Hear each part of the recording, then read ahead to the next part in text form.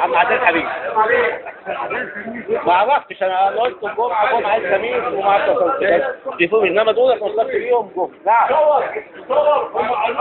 اتصلت بيهم يا بقى هم عن بعض محمد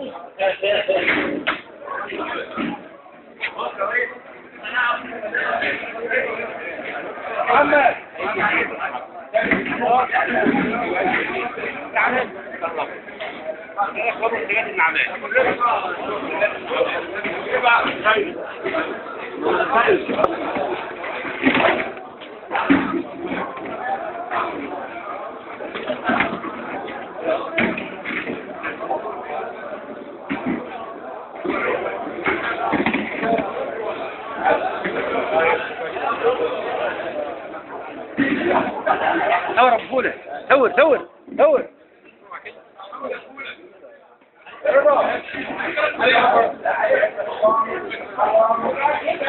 العريس طبعا صاحب الحفلة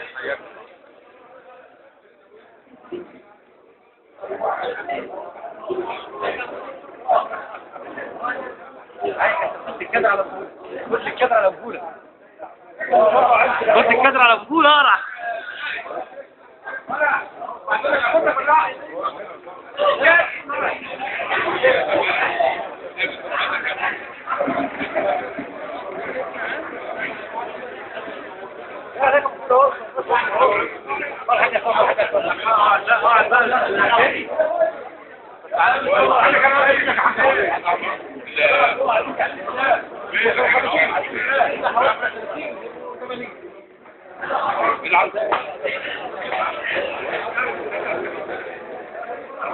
حقيقة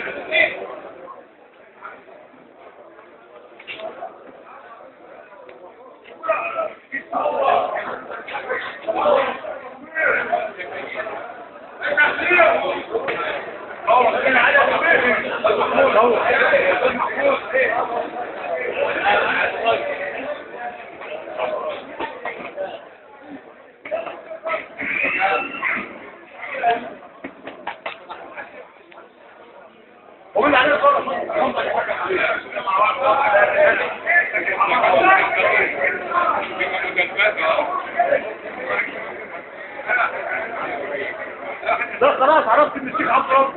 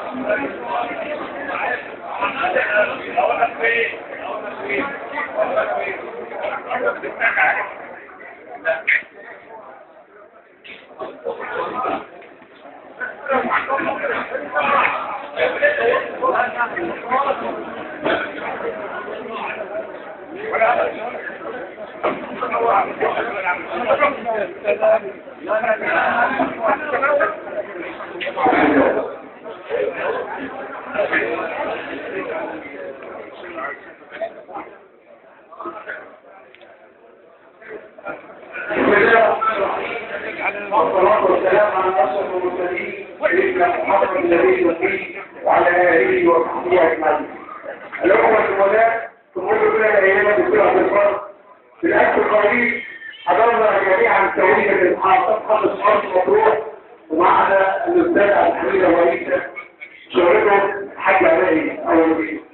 وكل الأيام والنهارده عيد ميلاده وكل الأسرة الطيبين. فقط حتى الحديث ونبدأ حضرنا في القرآن الكريم والقسم إسماعيل عصام الشام. أعوذ بالله من الشيطان الرجيم. بسم الله الرحمن الرحيم.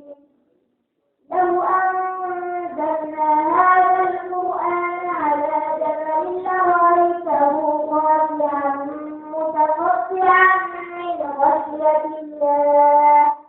وتلك الأمثال نضربها للناس لعلهم يتفكرون. هو الله الذي لا إله إلا هو عالم الغيب والشهادة هو الرحمن الرحيم. هو الله الذي لا إله إلا هو الملك القدوس السلام المؤمن المهيمن العزيز الجبار المتكبر سبحان الله عما يشركون. هو الله الخالق البارئ المصور له الأسماء الحسنى يدبر له ما في السماوات والأرض وهو العزيز الحكيم. صدق الله العظيم.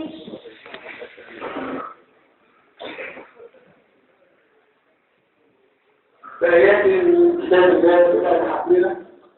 وفي البداية أدعوكم جميعا أن ندعو لمصر وهنا باليوم بالأمن والأمان. ندعو جميعا لبلدنا مصر بالأمن والأمان والاستقرار وحبنا لبعض كما كنا بالقصر. وكذلك برضه بنرحب قمم محطة كهرباء مفتوحة البخارية اللي شرفونا. بنرحب بالحاج سلام الصباح.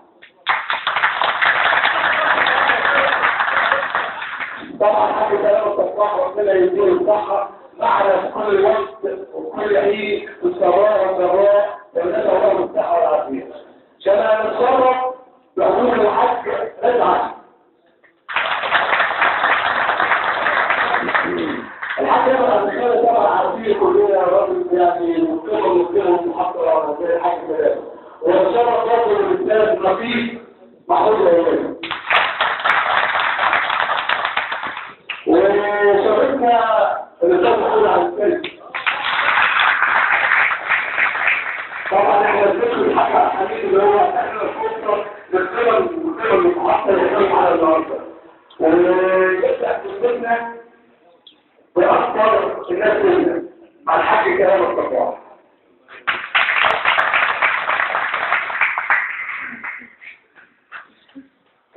بسم الله الرحمن الرحيم.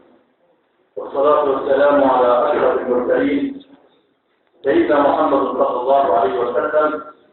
اللهم صل على سيدنا محمد وآله وسلم واعطنا الخير وادفع عنا الشر ونجينا واهدنا رب العالمين.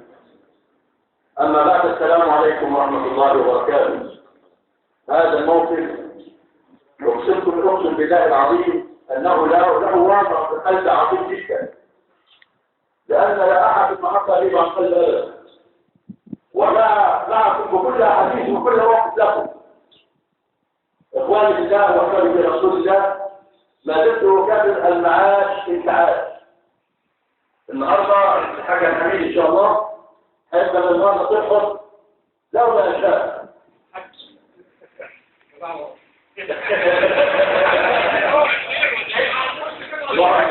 إن شاء الله تفضل لهم بقى يعني حتى معهم إن شاء الله.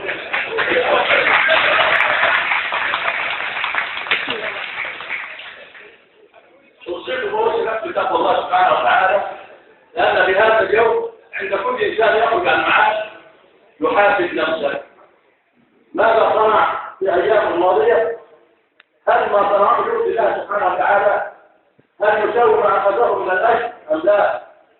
والله كان يساوي من الأجر وكان أكثر فهو في راحة مسمى، لأن الإنسان من أخذ الأجر حصره الله بالعمل.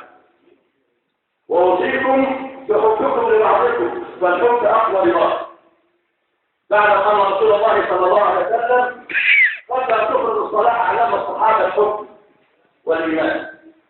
فالحب نحيا كلنا إن شاء الله وتحيا بلدنا إن شاء الله، ونسأل الله سبحانه وتعالى أن يجعل مصر الحديث في رفعة وفي عزة وفي أمن وأمان، ويولى علينا من يرسل لم يرسل العبادة والعبادة، ويرضى الله سبحانه وتعالى. أقول قولي هذا واستغفر الله ولكم. السلام عليكم ورحمة الله. طبعا جهازنا الرمضية الآن من محطة كهرباء في المدينة. مهندس نبيل سعد كان بيقول يحضر معانا الحفلة النهارده، وبعد اعتذاره وبعد برقية تليفونية بذلك الحاج عبد الحميد بحفلته، واحنا بنشكر المهندس نبيل سعد على هذه الخطيرة.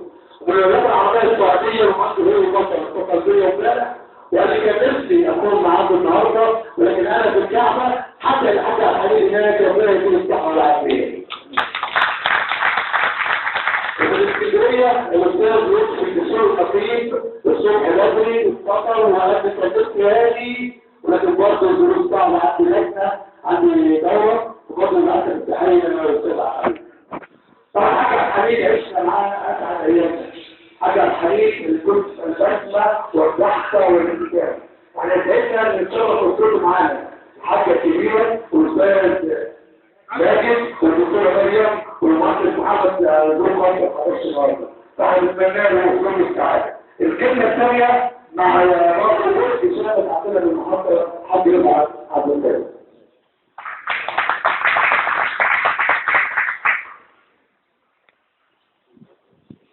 بسم الله الرحمن الرحيم. طبيب الخير، أنا أشكر الإخوة الزملاء على حضورهم هذه الدعوة تكريما للأخ العزيز الحاج عبد الحميد، ونخص بالذكر إثبات منظومة حتى أرقام الصفوان الأستاذ علي درويش على هذا التواصل بين العاملين في المحافظة وبين القائمين على المعاش، ويا رب يكون هذا التواصل دائما لأننا كلنا أبناء هذا الموقع.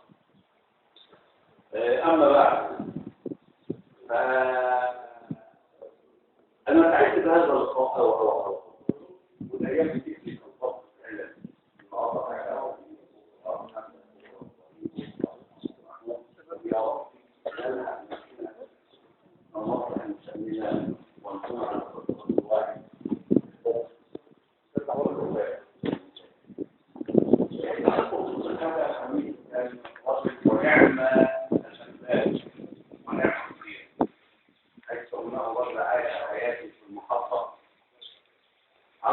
على قدر السواء بينه وبين الزملاء، لا يعتلي على احد وملتزم في شغله، فنتمنى له حياه طيبه وحياه سعيده.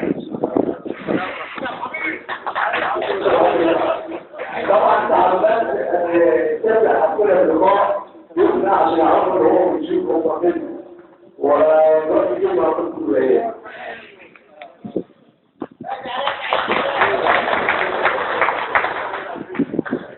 السلام عليكم ورحمه الله وبركاته. الحقيقه يا جماعه انا يعني بنحيي الاخوه الزملاء القائمين على هذا الحق، لانه زي ما قال الزملاء كده الحق ده بيزعل فيه تواصل بيننا وبين الناس الحقيقه برضه دايما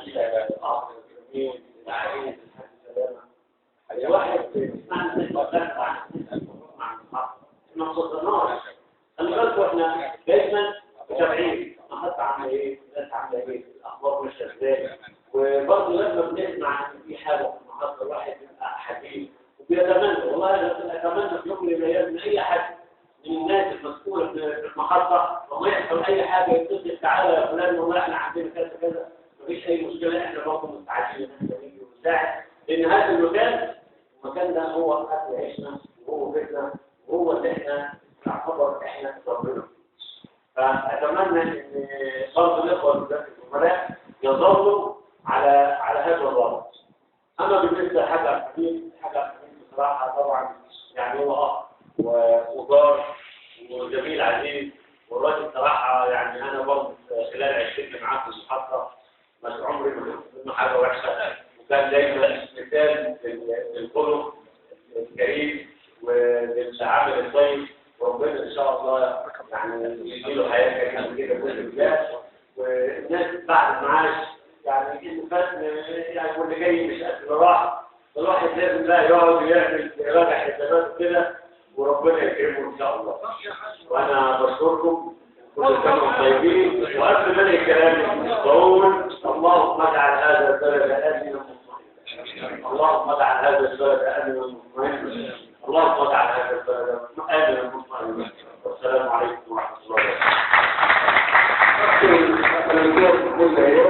ولا انا الاستاذ المخبي كان جوه الاستاذ محمود العسكري طبعا الحمد لله ان شاء الله العشره كده عاطل بعد منه الحاج الحكومه بعد منه في الله واحد والاستاذ محمود العسكري اتفضل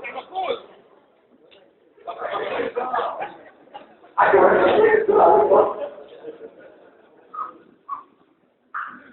السلام عليكم ورحمه الله. معلش يا جماعه الصوت ده ما اعرفش اتكلم فيه راجل ميكروفون يا حاج كل عارف كلنا يا جماعه ايه ده المنطق كلنا طبعا هو ده كده بالظبط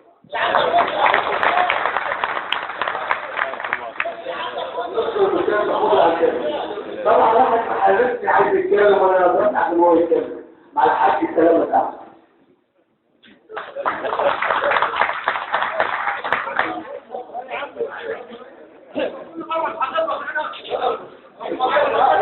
بسم الله الرحمن الرحيم. كده اليوم حاج حبيب رئيسة طبعا حاج حبيب رئيسة تكليف الاسترالية خالص شخصية يعني أخلاق حديثة حتى هذا الثاني كده تحت النار رأي يتكلم على الشام ده يعني رأي أنا لا يكون عليه يعني لتعديد يعني معنى التعديد فيها القرآن ليه بقى ويعرف في قرآن كان يتكلم كلام يساعد إنه يغنيه هو صراحة سبحان الله في الموضوع ولما تبدأ يعني أنا أحتاج الموضوع ده عشان هو بلد الأشخاص هو رأي زي الجديد طبعا نتمنى له حياة سعيدة ونتمنى له طبعا هو أحسن عمره شبابه في الحرم 6 سنوات الحرم نتمنى له كمان كل مرة هو نصر الكريم إن شاء الله نتمنى له حياة سعيدة السلام عليكم ورحمة الله.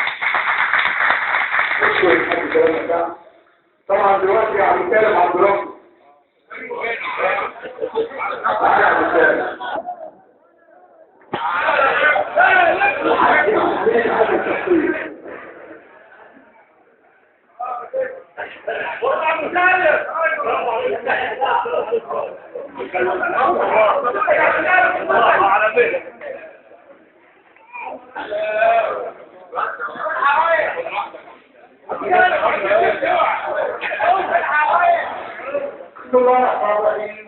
والسلام عليكم ورحمة الله.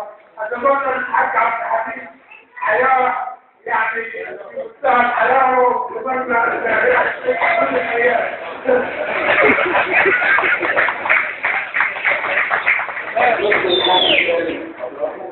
طبعا الحاج الحديث معروف زي ما العمر بالله الحقيقية وهنا مجال بلغة الانتقام وهي مجال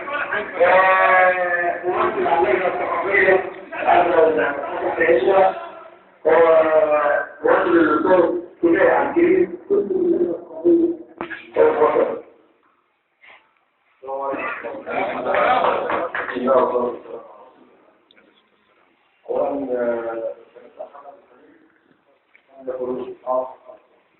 شهادات دي مجروحة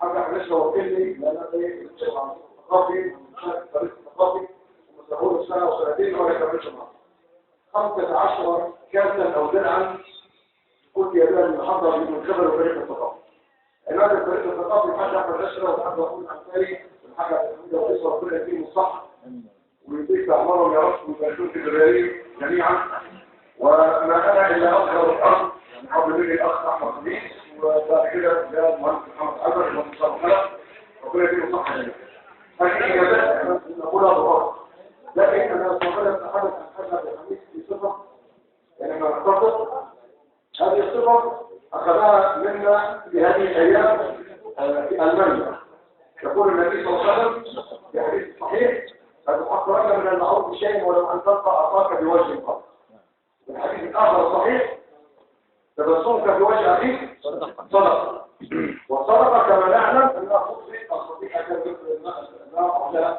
وكما طرق مصر هذا تحميد من ضمن هذه من ضمن المواجهات التي فيه دائما بشوش وأحسده وأضبطه أنني لم أجد شخص يتخاطب معه يوما ويقول لي اصلحني على حاجة الحالية وحاجة الحديث عنك وهذه نعمة من الله عز وجل أنا أحسد لأن حتى هو يعتذر لبعض الأمر ضروري الخلاف السياسي مع بعض الأخوة وبعض الناس المحقق ضروري هو معقول لسبب وجيه جدا وهو ما بيدعش حتى لو جرى السلام على الطريق ما بيدعش حتى لو اختلف مع حد في نقاش معين لا يخرج هذه الذات أو هذا الكلام إلا بالابتسامة من الطرفين أو منه هو شخصيا فهذه ميزة وهذه صفة أتمنى أن تدوم بيننا جميعا نختلف رأي ما شئنا ولكن الاختلاف رأي كما يقول ايش الدول الحرية ونقول وندعو ذات يوم هذه الأيام أن يجعل بلدنا نصف آمنا مصلحتنا أمين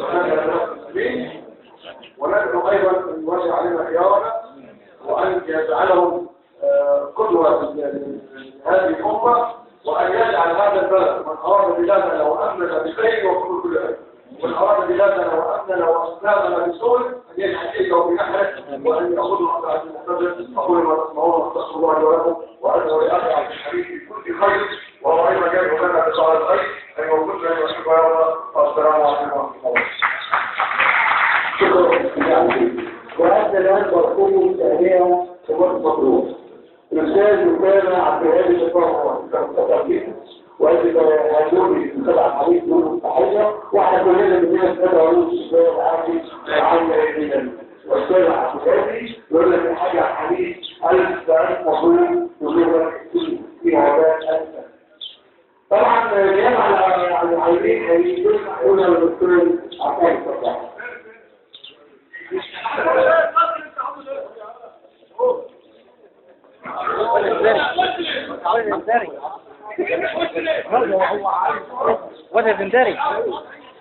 وده زندري بسم الله السلام عليكم ورحمة الله وبركاته وأتمنى لكم جميعا الصحة والسعادة وأن تكونوا بخير وراحة حديث معك كثير لي المحطة ونعم القوة والله العظيم بالجيش نعم القوة فعلا ولدعم حد ولخصم حد وراجل في مختلف تراجع أخلاقه ندعو له جميعا أن يجعل أيامه أسئلة الله تعالى وعناه وأن يسعده كل يوم الآخر إن شاء الله ويحمل الختام إن شاء الله ويحمل ختامنا جميعا يا رب والسلام عليكم ورحمة الله.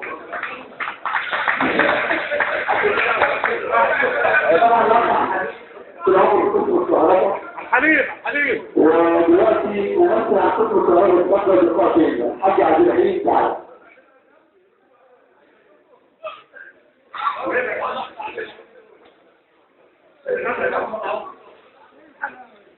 بسم الله الرحمن الرحيم.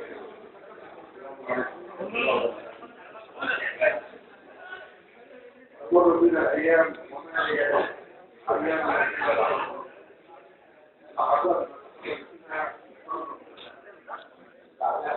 نعيش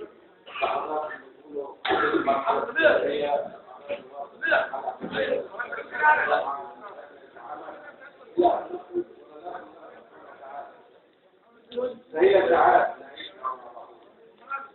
بعدنا ساعات الشهر معه لغة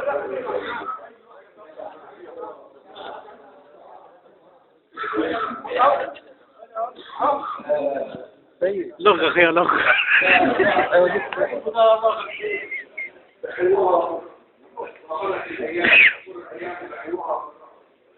ولكن وقت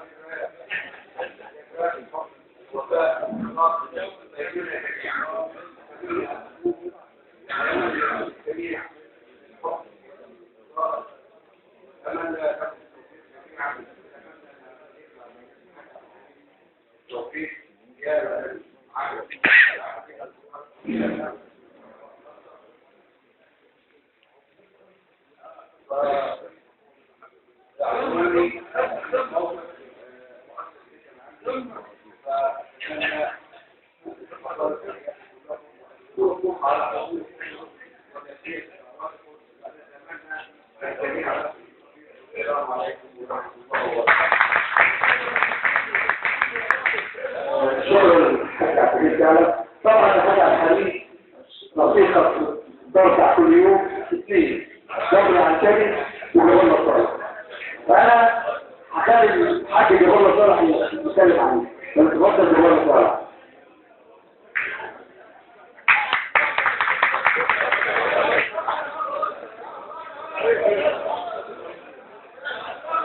الحمد لله والصلاة والسلام على رسول الله صلى الله عليه وسلم.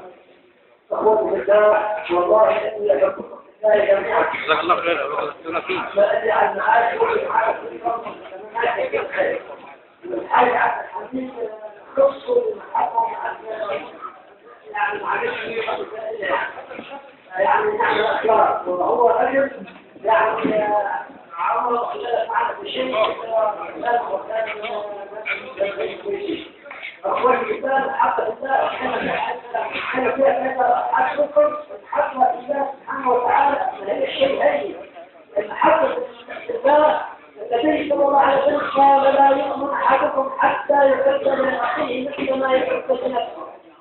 ويرون في الأثر إن رجل ذهب يزور أخاه له في الله وقال له ملك على هيئة رجل فقال إلى أنت حين أنت ذاهب؟ قال إلى أخا لي في الله. قال هل لك عنده حاجة؟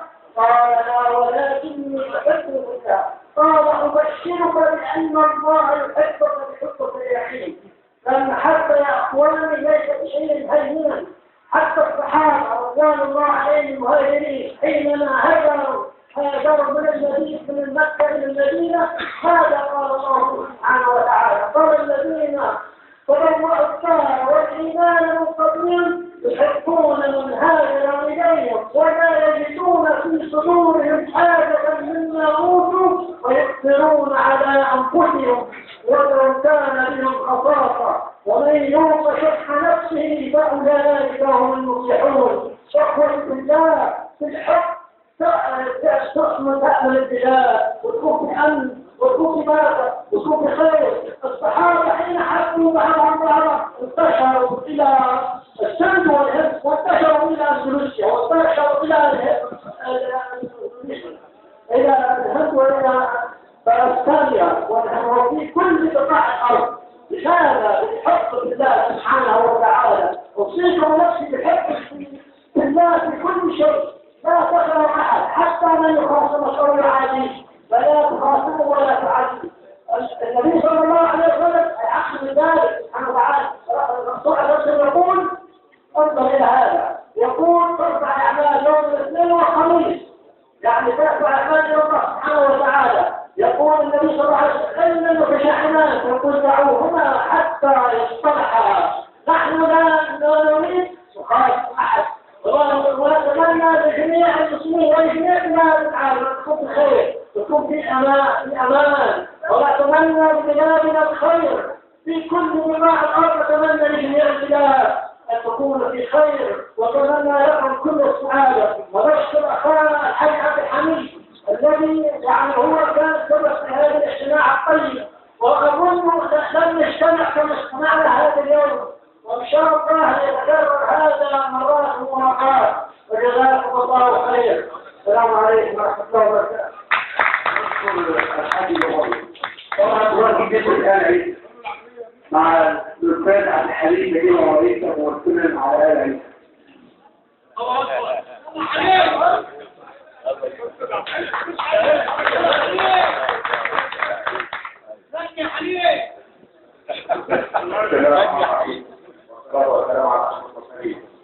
طبعا حدث علينا مشي الحكي على الحاجة رئيسة على المعاش، بس طبعا بكل الحياة وإن شاء الله ربنا يوفقه وربنا يديله الصحة والعافية إن شاء الله. والسلام عليكم ورحمة الله.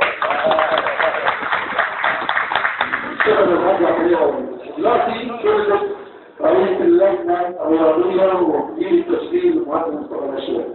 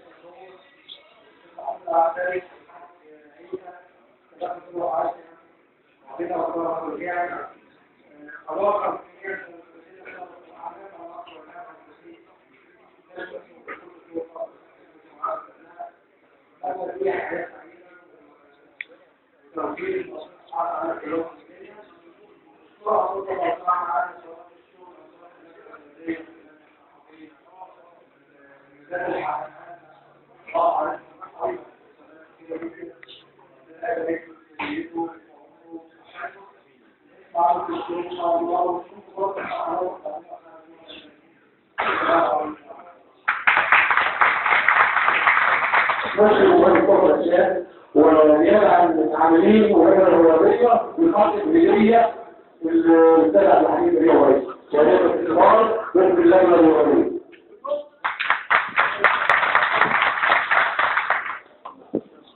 حال الآن اللي قرأت مع المؤسسة التركية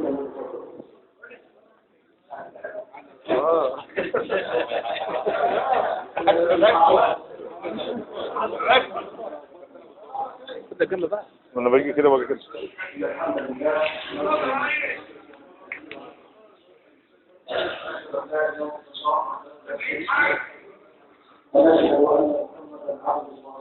لازم يبقى في معارضة كده. الأخلاق أمر في غاية التحديد. النبي صلى الله عليه وسلم قال إنما بعثت لأتمم مكارم فلا يستهيبن أحدكم بهذا الأمر.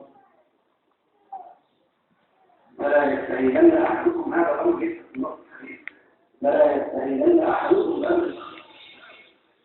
والنبي صلى الله عليه وسلم لما يقول رحم الله عبدا سمحا سمحا الشرف وسمحا إذا صدر ربما مر في حديث هذا الحديث ولم يفهمه بنصه بعد قراءته إلا في المواقف تتطلب السماحة ويجد أن أمر السماحة يتأمر بالحكمة.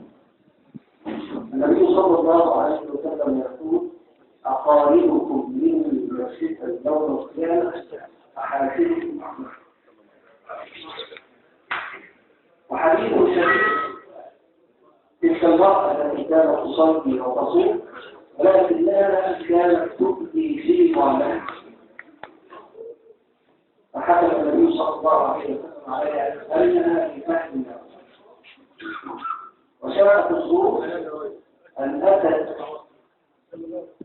بمثال آخر امرأة لم تكن تكثر بالصلاة والصيام إنما كانت معاملتها بجيرانها معاملة حسنة فشهد النبي صلى الله عليه وسلم أنها من أهل الجنة فهنيئا للحاج عبد الحميد عندما تعرف هذه النصوص وهذه وليس هناك أكثر من ربع قرن تقريبا على الأقل بنسبة شارع ومحفظا للقرآن الكريم لأبنائه ودليلا بعمل وبظلم والمحطة محدودة وإن شهد الناس على أن ذلك الشخص على حسن خلق وليس لموقف أو موقفين إنما على مراد هذه المطلق الطويلة نسأل الله العلي القدير أن يكتب هذه الشهادة في صدره. وأذكر لكم موقفين فربما لم يكون في تدخل واستعانة ذهن بالنسبة للحاج عبد الحميد كما كانت طبيعته موقف له في العمل لما ضغط عليه في العمل فتلفظ بلفظ طعام ما كان نفسه وكان في زيارة للمحطة بعض الأشخاص رؤساؤنا في الأسكندرية وكان منهم المهندس فلم يجد أمامه وأمام لونه بنفسه إلا أن دخل على هذا الموقف وقال أشهدكم أني أعتذر لفلان عما صدر منه وهذه في حقيقة الأمر لم تكن صور مكررة تحدث في أيام هذا وهذا بل يجب الصدق فلان اختلف مع فلان في أمر ثابت وظلوا في شقاق معه من فترة طويلة. الموقف مع الحاج عبد الحميد ضغط عليه في العمل بل وإنت قصة الأمر تجد أنه رد فعل طبيعي لكن تلك هي النفس اللوامة التي تلوم نفسها صدر منها أمر يعيبون. الموقف الآخر أكبر وعاصفة الأبوة دائما وشهدناها بين الجيران إذا أخطأ ولده يقول ولدي مؤدب وأنا أعلم تماما أن ولدي لا يكذب أبدا لا لم يتصرف كذلك. فلما جاءت شكوى بأن ولده مات بارك الله فيه الآن محاسبا كبيرا قد أخطأ في اسم المهندس عن مالك فما كان منه إلا أن قال مالك تروح دلوقتي حالا وتخطط على شقة عمك عن مالك وتقول له أنا آسف يا عم. فما كان من المهندس عن مالك إلا أن احتضر وذلك أمر طبيعي. كل هذه صور كثيرة فمن سنة الحياة أن وصل إلى سن وخرج على المعاش عميد عائلة أبو عيد والأمر في المحطة اضطررنا أن نتعامل معه بشكل مصغر كما كنا لا نتخيل أبدا ما يحدث في البيت عائلة فلان وعائلة فلان وأصبح الحال لا أدري تعلمون أم لا تعلمون أكبر عائلة في المحطة أظنها عائلة أبو عيد 4 خرج منهم الحاج عبد الحميد مصحف خير وسيأتي بدلا منه نادي عبد الحميد إن شاء الله. وعائلة في الترتيب يليها أظن عائلة شادي ولا أظن المهندس فتحي الشادي يعلم ذلك. عندنا المهندس فتحي الشادي وعندنا شادي نفسه وعندنا الكيميائية الدار فتحي السيد نسأل الله عليه الطبيب وعيد على الله وعيد على الله وعيد الثاني فنسأل الله عليه الطبيب يا سيد راح فين؟ وأن طيب فهو يوقف على أن أخطأ ويوقف على أنه نموذج محترم جدا كرأس أسرة مضار جدا بالأبناء ولم يكمل في ذاته ولا قدر من كل البطاقة إلا وجده يرضى بالأبناء ونسأل الله العلي القدير أن تقر عيناه بأبنائه وأن يردوا عليهم بهذا الفكر ونحن في انتظار 3 عبد الحميد محمد عبد الحميد أبو عيسى وعبد الحميد زاكر عبد الحميد أبو عيسى وعبد الحميد الذي يؤمه الدكتورة مريم عبد الحميد أبو عيسى أقل قدر بتقدير بر أبيهم بهم أسأل الله عليه الصغير أن يوفقه وأقول قبل هذا وأشكر على الله والسلام عليكم.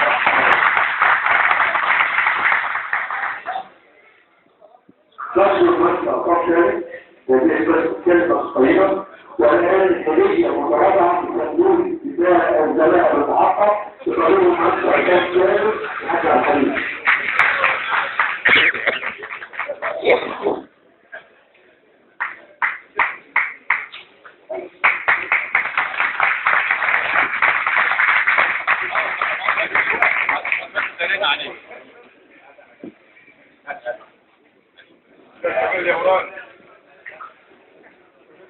والآن جاء المعاش كبير العائلة كبير محطة كهرباء والمغيرة أخونا الكبير ومهندسنا ومديرنا ومهندس لحية سيد شاهد.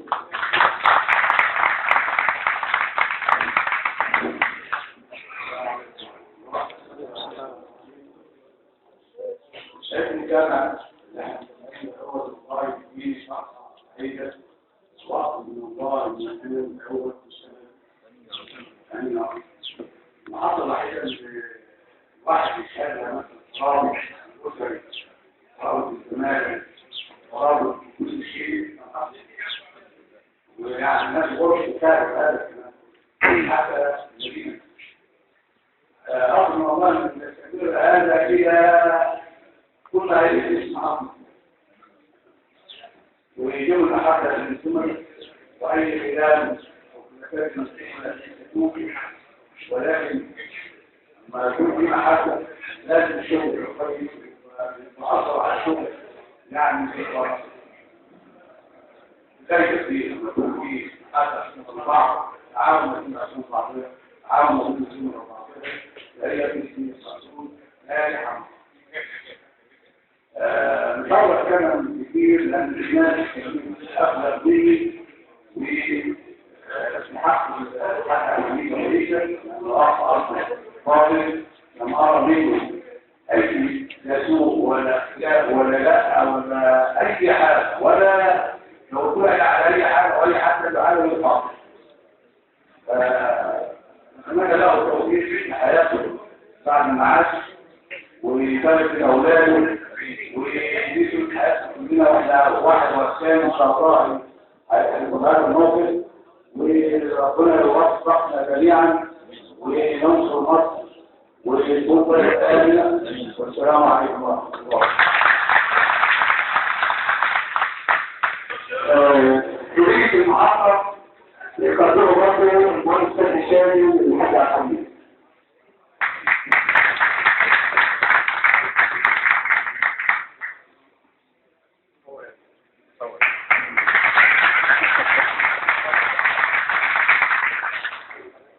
كنت فاتح الكهرباء عن حملته المبايع والتجار الخاص كل اسبوع كل اسبوع وهدية جايبها النهارده يقدمها قلت له يقدمها فعلا الحاج حميد الحاج ياسين والاستاذ كامل اللي هو عقيد الكهرباء بيقدموا هدية للحاج حميد. عايز يتكلم بس هو عايز يقول كلمة بس عايز يقول كلمة ده عايز يقول كلمة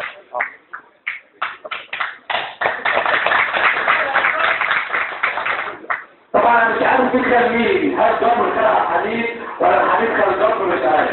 انا عارف ان الضمن اللي كان قبل ما يطلع يقول لنا والله يقولوا منها مين انت خلع حميدة يا باشا هو كده بقى كده قول لا خليه يقول هو اشكره على كل حاجة حلوة على التنهاجي وكذا بخير السلام عليكم ورحمة الله وبركاته طبعا دلوقتي نفس الكتاب مع عيد الحفلة عيد الليل مع اخونا وحضرتنا ونحن كناله يا رب حياة سعيدة مع الحاج عبد الحميد دي بابايكا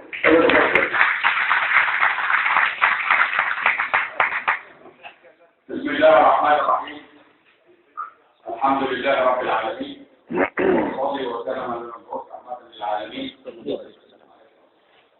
أشكر هذا الجمع الكريم ويعز علينا ان انا اشارككم، ولكن مع ما رايته من تواصل سابق وقادم ان شاء الله من زملاء الكرام جيل بيسلم جيل، فانا لم احس بالغربه ولا بالفراق. دي حاجه.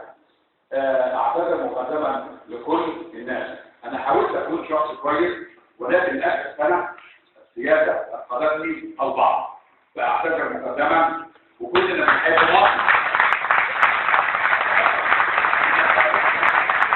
وكمل جميلك بقى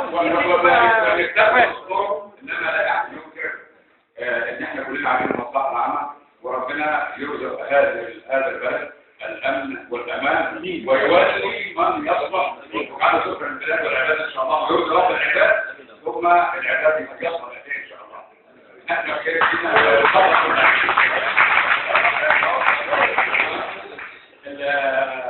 بدأت مع زملاء الكرام فترة طويلة، وكان معروف عننا ان قسم ما بيعيشوش مهندسين. عصرت 9 مهندسين ربنا اكرمهم، بعضهم ربنا تقبله بالوفاة، بعضهم نقل الى محطات اخرى وشرفنا كلماتك رائعة مشرفونا. وانا كنت اقدم واحد او العميد، فحكم ان بقى حاكم ان انا ايه اجادل الكل مرة الكل. ارجو بعد هذا السماح ان يكون من الأجل ان شاء الله، واحمد الله واغضب نفسي على تلك النعمة، لان الله يستحي، الله سبحانه وتعالى يستحي ان يعذب عبدا شهد له 40. اتمنى رحمة الله بدعوتكم، لانه يكتب الرجل يوم القيامة يتهادى بين الملكين ليدخل الجنة، فيسألهم رب العباد وهو به أعلم. انظروا جيران فإن قالوا به خيرا فأدلوه، من قال غير ذلك أشعروه، وأنتم جيران وأهل وزملاء وكل حاجة في حياتي. كيف تذكر الفرع اللي أكون حاجة سلامة لا يقصد الفرع معناها الابتدائي.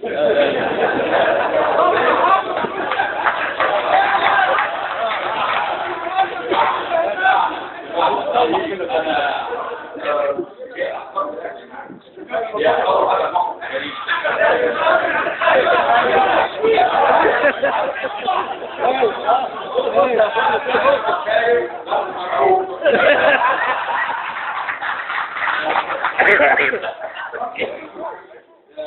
أرى أنها سنة جيدة، وأتمنى أن تكون سنة حميدة، لأن طبعا رؤية الأهل لا تختلف، رؤية الإنجليز لا تختلف عن الزملاء، وهي مكملة وكلنا لازم لبعض. مسألة السير الحر أنا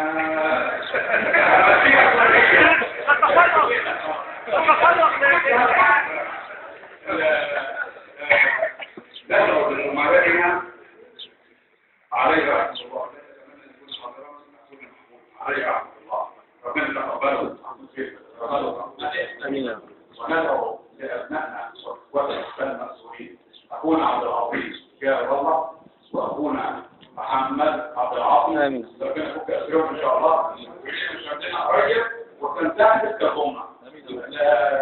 المتحقق الأبيض أنا أخذ التنفيذ للقلوب وللعباد. مصر لها دور متقرر. مصر نحن حماة السنة وآخر أركان السنة، والاستعمار يعلم ذلك جيدا، وحريصين على تكبير الدين من خلال مصر. والحمد لله ربنا يوفق أولي الأمر، ويكون هناك اختيار من يصلح ان شاء الله. كنت اتصور ان اكون اكثر ثباتا من ذلك، ولكن الموقف فرض نفسه.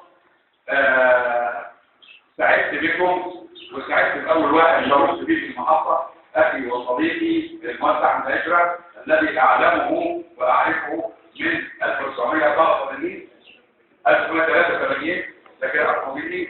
تشرفت به في المملكه العربيه السعوديه كزائر الجليل، والحمد لله وكتبت بكم ان شاء الله، ونسلم الرايه لاجيال اخرى، واحيي هذا التقليد الكريم الذي يربط التواصل مع الاجيال. هذا ينبت عن ان انتم ناس كرام ونفسيتكم كويسه ولا نزكيكم على الله، واعتذر مره اخرى لاي حد اداء بايديه، والى الامام يا رومل، وربنا يخليك الينا ان شاء الله.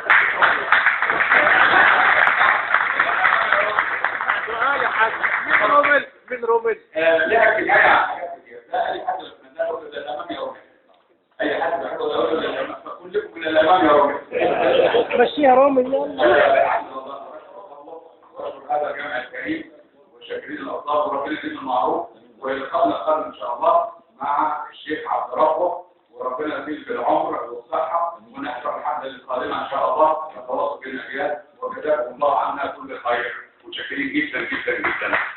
ربنا يوفقك. بنشكر الحاج عبد الحميد ورئيس أهلية المصريين شخصيا أحسنها كثير من صورة هذا الموقف مالوش كلمات كتير جدا. فأنا شخصيا بحسنه على كلامه والكلمة الطيبة بتاعته. طبعا زي ما قال الحاج عبد الحميد معانا إن شاء الله حفلة قادمة مع الشيخ عبد الرحمن. إن شاء الله هكون معانا كده برضه الحاج عبد الحميد وهو الحاضر.